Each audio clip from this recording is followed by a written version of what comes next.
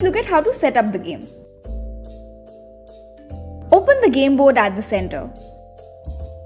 Place the 5 object tokens on their spaces in the house like this, green side up. All of you take a player board and keep it in front of you. Take a matching player marker and place it at the start point.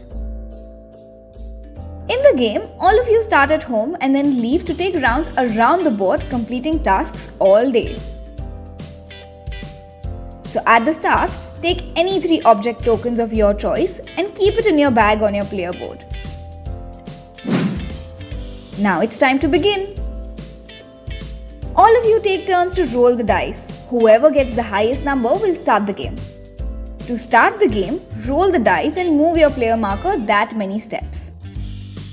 In a turn, 1 out of 2 things can be done. Either you can roll the dice and move that many steps forward, or you can skip movement and instead refill your backpack or replace some items in it.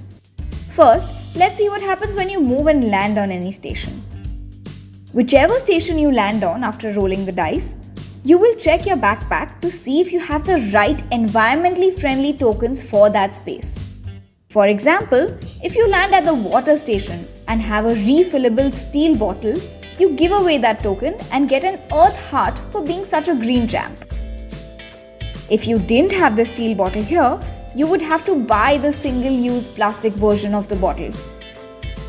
Take the bottle token from the house and flip it. Plastic bottles are not reusable, so you will have to throw them. Place it in the trash token area on your player board. There are 5 such stations with matching token types. Ice cream station for spoons, snack station for containers, milkshake station for straws, shopping station for bags, and like we just saw, water station for bottles. Try to have the reusable items for all these stations in your bag to avoid creating trash. Every time someone gets 2 trash tokens during the game, they lose an earth heart and then empty the trash. So try to create as less trash as possible. In case you get 2 trash but don't have any earth heart at that time, keep the trash with you till you get an earth heart.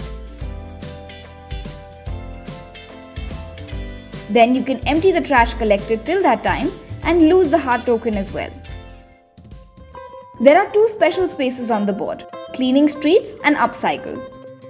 If you land on cleaning streets, you directly get an earth heart as you performed a helpful act toward the environment. The upcycle space represents that you created something useful from your collected trash rather than polluting. So if you land here, you can empty your trash if you have any without losing your earth hearts. Now let's see how you can refill your backpack.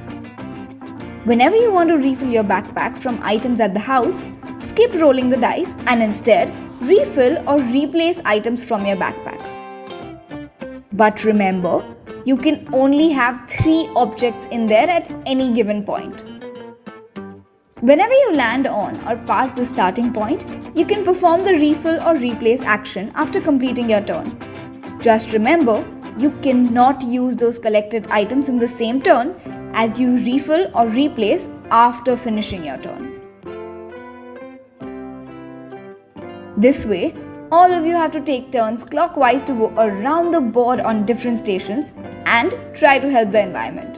Whoever gets 6 Earth Heart tokens first for doing a great job wins the game. And that's how you play Green Day.